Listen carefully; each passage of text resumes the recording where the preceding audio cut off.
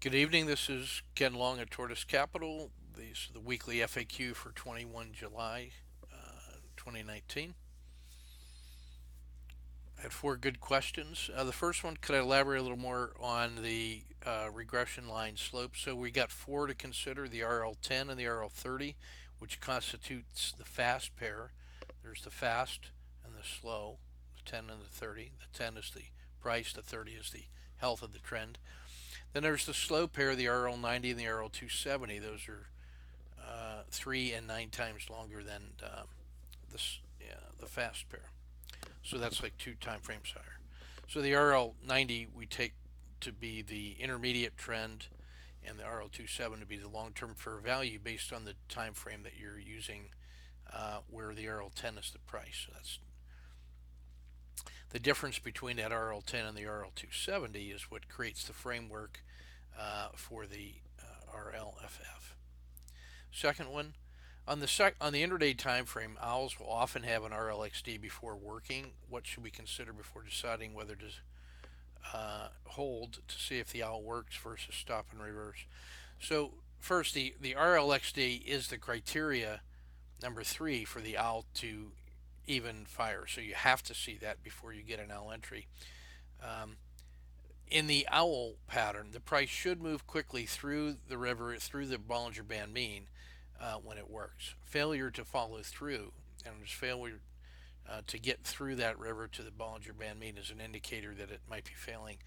And an owl failure leads to a pocket entry, and then which is front running a collapsing dragon.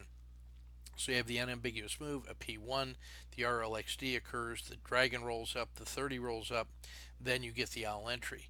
So that should happen quickly. Now, when this rolls over, the collapsing dragon happens if you let price get through that pocket and then break out below the previous hump of the dragon. So this thing should work when it works, which means that it is invalidating that long downward move that created the conditions for the reversal. Third, related to the above with collapsing dragons, the MACD is still often in spring at the point of entry. In fact, there is a strong connection between the spring and finding owls. You'll notice this in almost every case. And then there's a delay in turning back into winter after the collapsing dragon works. In deciding to go for the collapsing dragon, do we prioritize price action? Absolutely yes. Prioritize price for the collapsing dragon because it doesn't lag. In fact, when that price falls through here, that's the trigger to go. It will take time for the MACD histogram to roll over back into the winter. So prioritize price action. You could almost see this as a descending triangle here. That price when it enters the owl had best get through that Bollinger Band mean. Otherwise, it's going to get squeezed to the downside. Number four, a trader asked at the workshop this week, why do I have difficulty implementing best practices that I know in my head I should do, but I can't, maybe follow through? And so the discussion that emerged was a discussion of five intelligences: head, heart, gut, hands, and feet. And here's how that went. And this is, we thought this was pretty helpful. So in your head, remember, we think that's in charge, but it's really not. It's the last part of our cognitive architecture to be added to our brain during evolution. So we can know things rationally, and then we can know things in our heart that we want to do that are aligned with our identity and our purpose in life. And so we have a feeling we want to do things to be our better self. Our gut, however, that lizard brain or the rat brain, is the center of emotional intelligence that is driven by fear and greed, but mostly by fear because um, uh, we can get injured and killed quickly, but it takes longer to starve to death. So it balances that emotional response and rapid pattern acquisitions and intuitions. And so that's where our risk mechanisms are. And so we may want to do things with our heart and we can rationalize what we know what to do with our head, but until the gut is persuaded, that will often trigger emotional overrides of the things that we have laid out. And we might see that as an error, but it really, in my view, is something more fundamental. How do you deal with that gut? Well, in the first point, I would say we don't want to eliminate the gut, like get rid of that fear and greed mechanism, because that's what connects us to humanity and allows us to understand, how others are interpreting the markets, and it gives us an important component of our own risk management, not risk avoidance, not risk suppression, not risk elimination. um, what I have found to be the case is that I don't really know things until I can do them with my hands. So my head may know what to do, but my hands have to know how to do that. And so the first couple times I do that, I may have developed conscious competence. But that may not be enough to satisfy the gut, which is always asking, well, what about this and what about that, and how about future circumstances? And it's really, I've noticed, not until I put in the distance, that traveled the path, that I put in the miles, did the road work with my feet, that shows that I not only know how to do it, but that I can do it over long periods of time in different market conditions and different forms of weather. And so this combination of knowing how to do it and being able to endure it, how to do it with resilience, is what it takes to quiet the gut and let it kind of take a back seat so that the head and the heart can continue to guide us.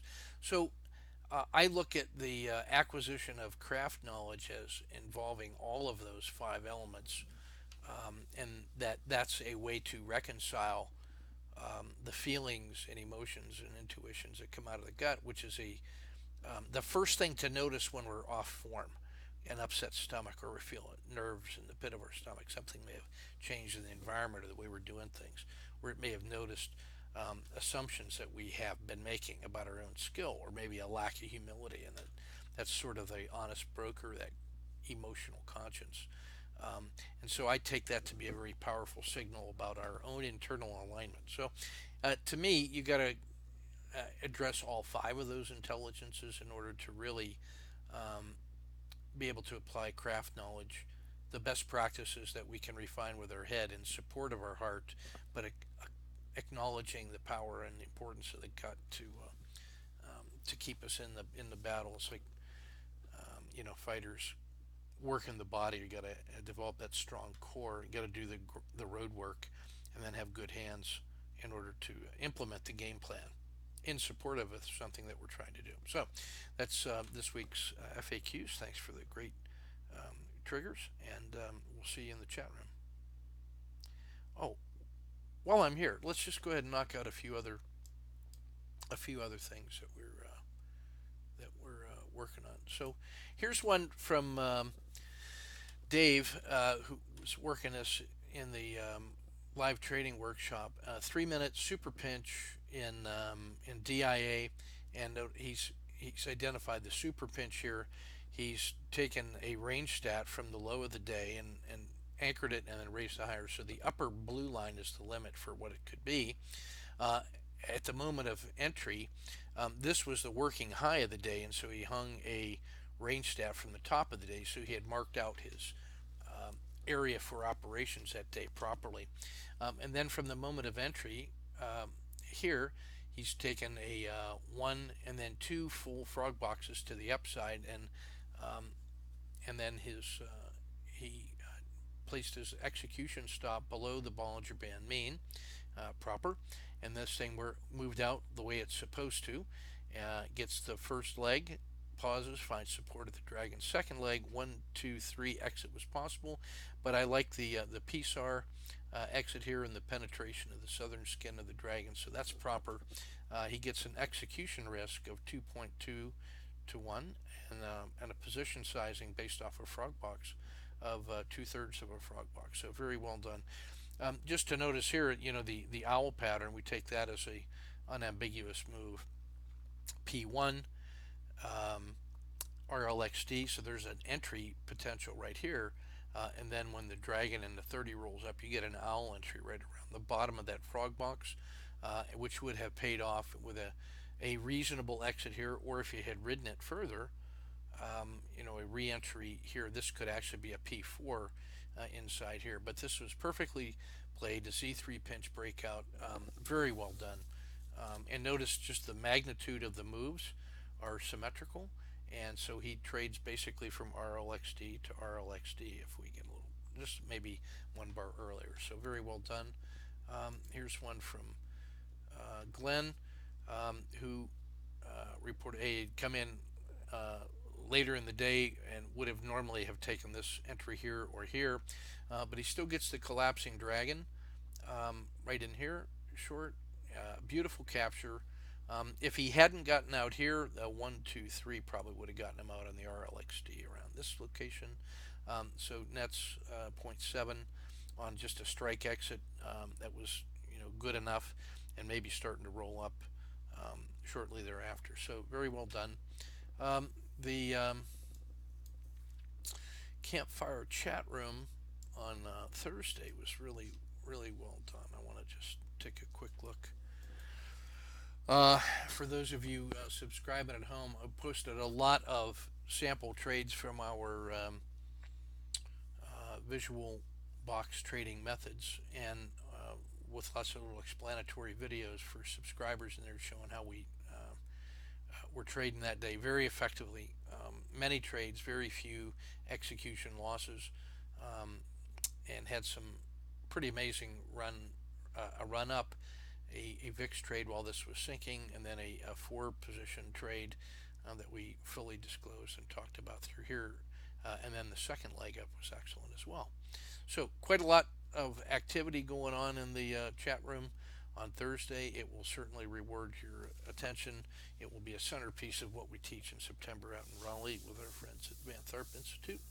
And just wanted to give you a heads up. Those I'm processing all those videos now for those of you doing the home study courses, and those will be posted later this week. All the research weekend videos are posted, and we got probably, I don't know, 50 or 60 live trade case studies to post once those get finished being produced. So thanks for your kind attention. We will see you in the chat room.